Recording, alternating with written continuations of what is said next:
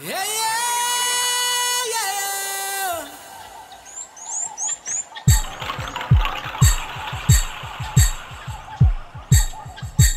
Yeah, yeah. Bonjour à tous, bienvenue à l'exposition Latitude Animale. Vous pourrez admirer les photographies de 5 auteurs, parmi lesquels Sabine Berner, Brigitte Marcon et Jean-Jacques Alcalay, Stanley Leroux, Thierry Montfort et moi-même.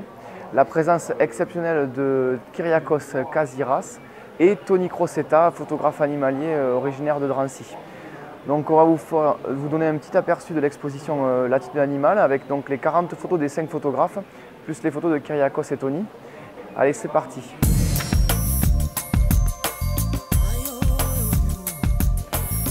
Donc voilà, je suis avec Sabine Berner, qui est une des artistes de Latitude Animale, qui nous présente la photo de Sirocco et qui va nous en donner un petit peu quelques détails, quelques informations sur cette photo un peu particulière.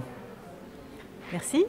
Je vous présente Sirocco. Sirocco est un des derniers Strigops kakapo de la planète. Alors c'est un nom un petit peu affreux en français, mais c'est un perroquet magique, un perroquet nocturne et terrestre de Nouvelle-Zélande, extrêmement rare. Et si je l'aime beaucoup, si j'aime beaucoup cette photo, si j'aime beaucoup cette espèce, c'est qu'elle témoigne aussi de la volonté de l'homme de sauver ce qu'elle a pu massacrer.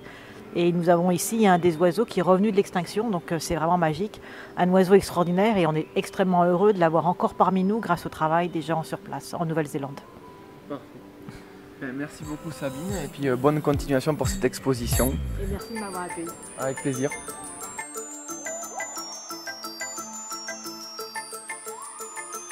Donc je suis maintenant en présence de Brigitte et Jean-Jacques qui sont le seul couple de photographes présents dans l'exposition Latitude Animale. Ils vont nous parler de leurs photos un peu particulières et donc je leur laisse la parole pour vous présenter cette image. Bien, cette photo a été faite dans le parc national d'Etosha en Namibie. Donc pourquoi cette photo est un coup de cœur à la fois dans l'attitude animale, parce qu'il y a beaucoup de personnes qui flashent dessus. C'est tout simplement parce que c'est une photo que j'ai anticipée, c'est-à-dire que j'ai voulu à la fois chercher cet alignement de cou de girafe penché au-dessus de l'eau, au-dessus du girafon. Donc il y a un effet de perspective parce qu'effectivement les girafes adultes sont en avant des 3 petites tortues que l'on voit au-dessous du girafon. Mais quand j'ai fait cette photo, j'étais surtout captivée par l'alignement des coups, et c'est en ayant fait cette photo que j'ai découvert l'alignement des 3 petites tortues, les coups étirés sur leur petit îlot. Et voilà, je trouve que cette photo a quelque chose d'unique. Et voilà, elle plaît beaucoup, elle nous plaît beaucoup. 2 fois 3. Eh bien super, merci beaucoup. Donc voilà, un nouveau couple de photographes qu'on vous a fait découvrir dans l'exposition et on va partir maintenant vous présenter les 3 autres photographes qui restent.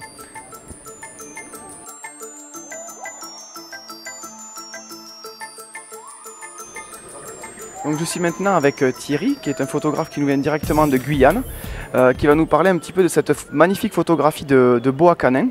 Donc je lui laisse la parole. Alors, pour photographier un boa canin, on est un petit peu obligé déjà, il faut en trouver un. Ce qui n'est pas très facile parce que c'est un animal qui descend pas souvent au sol. Je l'ai trouvé sur la route de Caux en Guyane et je l'ai ensuite transporté en forêt à côté, où je l'ai posé sur un arbre et j'ai installé un dispositif d'éclairage. À la suite de quoi, pour le faire adopter une... Alors j'ai fait des portraits bien sûr avant, j'ai fait des petites choses où il était à peu près immobile. Et pour avoir une morsure, j'ai utilisé un déclencheur automatique, ou plutôt non, un déclencheur à main, et un système de flash, et je lui ai soufflé sur la face d'assez près, parce qu'il est muni de thermorécepteurs qui fait qu'il arrive à cibler exactement l'endroit où il doit mordre.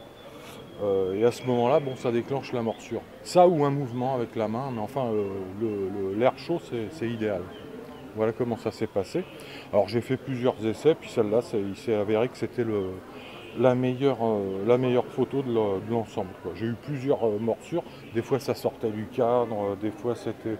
Ou alors trop de face et on ne voyait pas tout le corps se déplier. Là on voit bien que il est totalement déplié et qu'il ne tient que par la queue qui est accrochée à une petite branche. Voilà. Très bien. Merci beaucoup Thierry et merci de ta présence à cette exposition. Allez, on continue.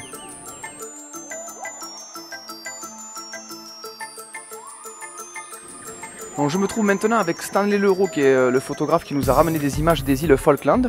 Et donc Stanley, si tu le permets, tu vas nous donner quelques indications sur cette photographie particulièrement esthétique. Ouais, c'était un matin aux îles Falkland. Ça faisait 3 jours qu'il n'y avait pas la moindre trace de soleil. On était en temps très orageux et je ne savais pas comment faire pour prendre des photos par ce temps-là. Alors ce que j'ai fait, c'est que d'habitude on attend le soleil en photographie. Là j'ai fait l'inverse, j'ai attendu que le temps soit le plus horrible possible pour prendre la photo pile poil au moment où les nuages étaient les plus noirs possibles pour créer une atmosphère dramatique.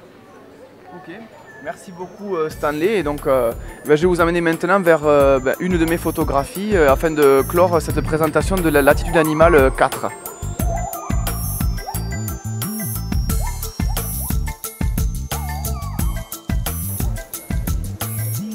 J'ai choisi de vous présenter cette photographie qui a été réalisée dans la caldeira du volcan Aniakchak en Alaska. C'est un renard que j'ai baptisé Bobby, qui avait l'habitude de venir nous rendre visite régulièrement à proximité du campement. Et il y a un soir en particulier où il a décidé de jouer avec une souris. Et en fait, cette souris-là, il ne l'avait pas réservée pour son repas, c'était juste un jeu. Donc il jouait avec pendant quelques minutes et ensuite il l'a réenterrée avant de la déterrer le lendemain pour jouer avec. Et à un moment donné, il a décidé de la jeter en l'air. Et ça a été le seul moment où il a eu la souris comme ça au-dessus de la gueule. Donc voilà. J'espère que cette petite présentation de Latitude Animale vous aura plu. Donc, je vous rappelle encore une fois que l'exposition sera disponible jusqu'à fin mai au château La Doucette, en espérant vous compter nombreux parmi les visiteurs.